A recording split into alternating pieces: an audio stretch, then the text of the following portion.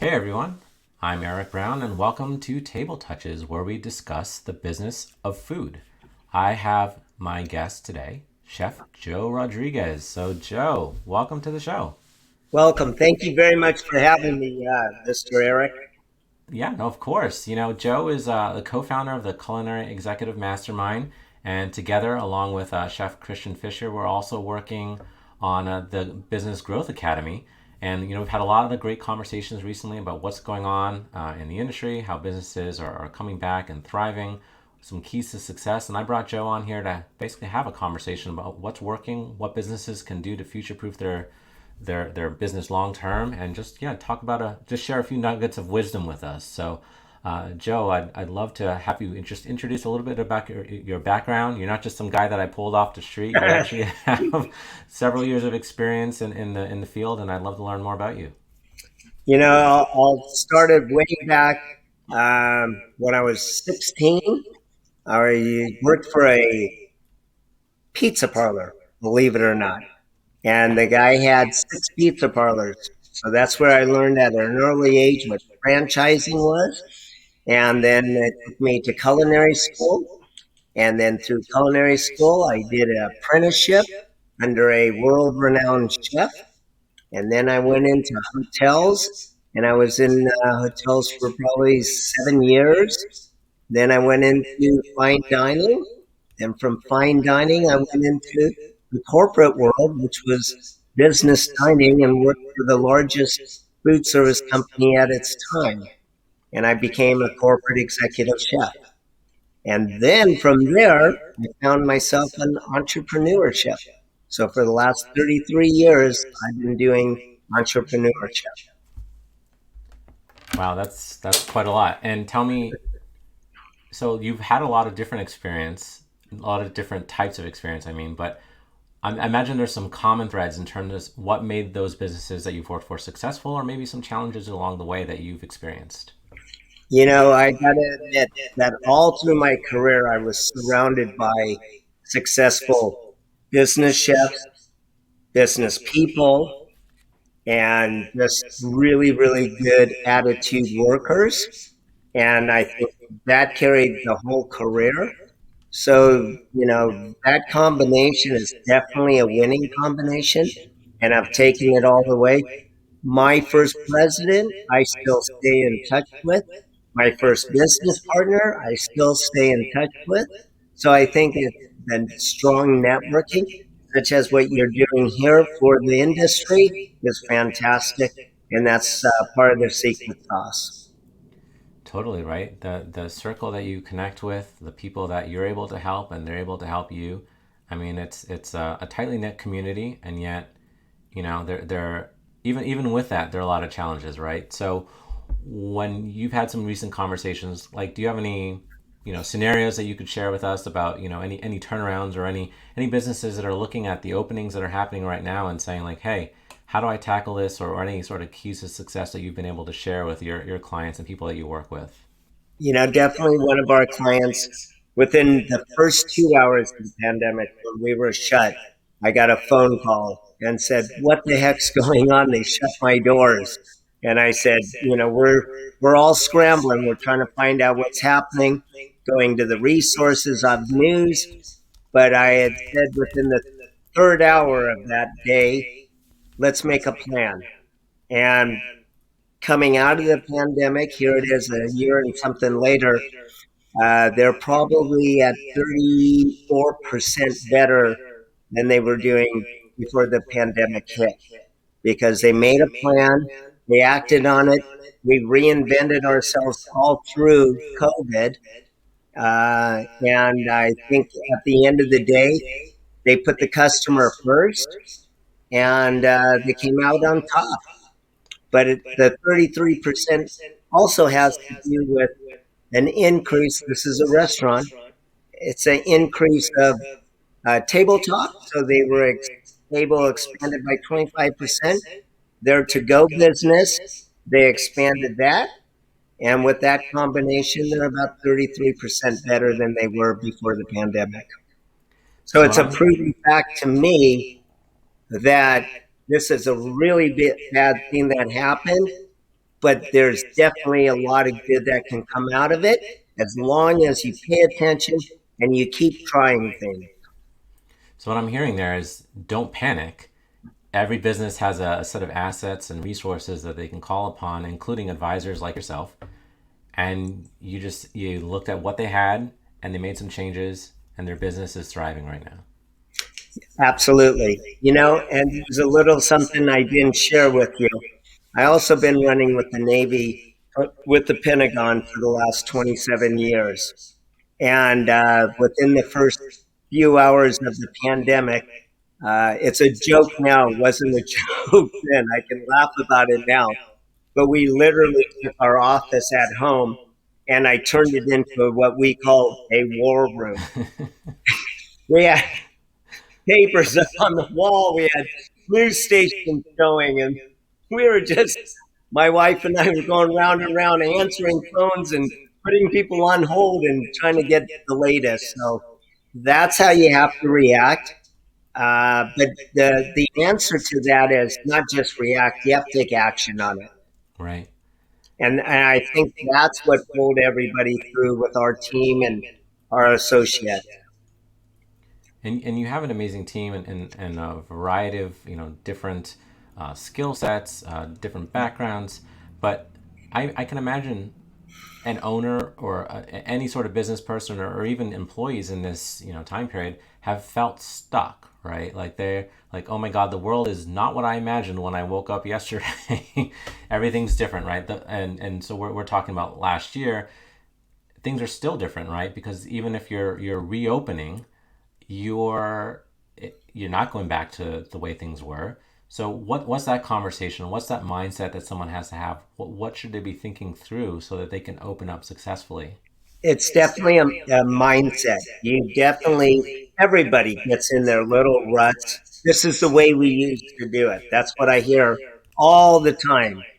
And the most successful companies that do make it through pandemics like this or even economic crunches, they have to adjust with the times. They have to, see that reinventing, coming out with it. It's a good solid energy. And I guess I look at it very positively. I look at it as it's not a negative; it's a positive. As you've heard me say several times before, we have a chance to reset the button, do a grand opening, restart ourselves. We can adjust our menu. We can adjust our look on the place. We just have a new opportunity when we open the doors to the world. And within a couple of weeks, I believe the whole world will open up. And that's really interesting, right? Because you think about, I mean, look, life gets in the way. You Yep. open up your restaurant, you're busy. I get it, right? So it's hard to imagine that every day could be an opportunity to think about your business as the grand opening, right? But that probably comes down to culture, I imagine, too, and just a different way of looking at your business. I've definitely walked into restaurants where you open the door and you see that definitely no one's cleaned that glass pane in about 2 hours, if at all. One of the first places that I check actually when I go into a restaurant is I'll go wash my hands, but I also want to see, like, has that bathroom that no one may see, right? It's not necessarily in front of you. Has it been checked? I just kind of want to know what I've gotten myself into, and the first impressions and other impressions you have throughout your experience matter, right? So how should people be looking at that, like that customer experience, that guest experience, the entire process? You know, it's a combination. I'm going to overlap with what we just said. Yeah. It is a mindset, but that mindset has to be a positive attitude. And everybody says, oh, well, a positive attitude's not going to, I wish I had customers. I wish I had customers. I wish I had. That's not going to work. It is true. But having a good attitude will help the whole process. That one customer that does walk through, I don't like to say the word customer. I like to say friends, my cousin. Oh, look, there's Auntie. And if we look at those people like that, now, I'm going to ask you that question. When your aunt walks through the door, how do you greet her? You're You, right. you don't put your eyes to the ground and go, Well, somebody else can go answer the door. Absolutely not. No. There's a totally different way of looking at that relationship, right? And I can imagine, yeah, if you bring that to any sort of guest experience, I mean, that, well, no one else is doing it. I can tell you that, right? I mean, it's not common. There are some Yep. people, some And gems out there, and they're doing great, right? I mean, yeah. yeah. And the other thing I keep on saying, hit the reset button, start over, grand opening, et cetera, et cetera, et cetera. I had a catering company, and my catering company, we always started off at day zero. Every day we were unemployed. Every day, we would do a party last night. That party ended at 10 o'clock. Done. Goodbye. Next one. Hmm. So I guess my attitude is that way, and I carry it over for restaurants. I carry it over for business dining. I carry it over for everything. Every day is a grand opening, and I guarantee you, you look at a restaurant on grand opening day, and then 6 years later, you're absolutely right. And where the hell's even the owner? You know, I mean, he sure was there at the grand opening, shaking hands, Yeah. kissing babies. The mayor was there. I just got invited to a grand opening, and it was a VIP list. Hmm. I'm surprised I made it on the VIP list. Oh, come on. You're probably on every list. And yet, here it is. But this particular client I'm talking about, it's a second generation. They own about 27 restaurants, and that's why they're successful. Every day's a grand opening. Every person's a VIP. So there's a subtle but important thing that you just mentioned there, right? So they have 27 locations. So clearly, the owner's not at every single one of those locations kissing babies. There's something there, though, that makes it magical and that does lead to success, right? So what are they instilling in their staff? What's that training look like? It's okay. Here it is. Everybody, go get your pen and paper. You clone yourself. You Yeah, have okay. like-minded people. That manager, I've hired hundreds of managers. My manager, my first manager, is still with my organization. Oh, You really? know, Wow. and so the thing is, you clone yourself. You have to. I mean, that's why partly they're going to the restaurant. It's that personality. Let's just take a dry cleaners. We won't take a restaurant. We won't pick on it. Which one will you go to? They both charge you $5 for a shirt to dry clean. One says, "Eric, how you doing today? How's the babies?" The other one says, "Ticket, please." Which one are you going to go to? Unfortunately, I've been going to the ticket please. I've been looking for the one that says, "Hey Eric, how's the baby?" But because it is not They common, should be is not taking common. our program then. They should totally, totally, right? So I don't want to be insensitive with this question, but I'm going to ask another thing that I Yeah. hear, right? So, things as we come out of a challenging time, one thing I hear is like people probably said to you, Joe, you don't understand. Prices are higher. I can't find good staff. I mean, I just don't know. I don't know where to begin. So we've talked about some of this, but sort of to summarize again, how to approach some of these challenges or what you would tell somebody in that situation. It's all about the culture you build within your organization, whether it's a restaurant, business dining, catering company, private chef. It's the culture you build within yourself, and then the workers will actually go find workers. Okay, and yes, we know it's tough times. We're not going to go too knee deep into it, but to answer your question, it's the culture. And when you build good culture, you will have followings. The I just talked to a very very successful company that sold themselves, and I would ask that same question: do you think the new owners are capable of what you're doing, and what's the secret sauce? There's, believe it or not, I got a different answer. It wasn't the customer; it was their vendors where they put all their success to, because they were like the Interesting. middleman. Yeah. And believe it or not, they said, we treated our vendors like my brother, like my sister, like my aunt. And I drew back going, holy smokes, has he been listening to RCC? Well, But that's the concept was the same. He treated the vendors good. Those vendors actually got him more business as I dug a little bit deeper.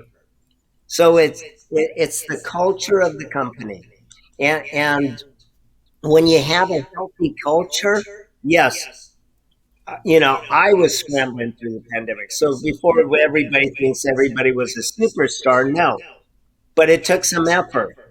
But we kept for who we are and who we were, and that's what got us through it, and that's what's taking us to the next level. I just got a text, and they're like, "Okay, so what are we doing next?" So the culture itself is carrying us away. Hey, got this great idea. What about this? They're the ones also contributing. It's not a dictation from the owners down or the general managers down. It doesn't matter. So this is something where like you're talking about a business like in scale where it's not just falling on one person's shoulders. And my guess is that that business owner or owners, if it's a partnership, right, they're actually probably able to even go on vacation, right? Because they've been able to pass all this stuff down to like-minded people that share their vision, their mission, and what they're all about. They share the same values. I mean, And, that's incredible. and you have to implement the systems. Without the Right. systems, you're absolutely. I don't care what kind of great idea you have. You look like a chicken running without its head on. So so so implementing good people, implementing great system, combination pays off, more profit, less stress, more employees. People want to work for you. They see that culture. And it's like a magnet. It will get around and people want to be in that Right. environment. Well, I'm very proud to say, for the length of our business, we still have some of the same original employees. I'm very proud. I don't try to hold my employees, I try to move them on. And I've got even one chef that worked for me, and I won't do it out of the privacy of the chef and also, but he's on TV. My chef that trained under me, and I moved him up. He is now on TV and does work for a celebrity chef. that's great. Wow. I mean, actually promoting people within, showing them Absolutely, a path to absolutely. just And guess grow. what? Yeah. To today, they keep referring business back to us. Hmm. We have a great relationship. I lost nothing. I gained from moving the people on.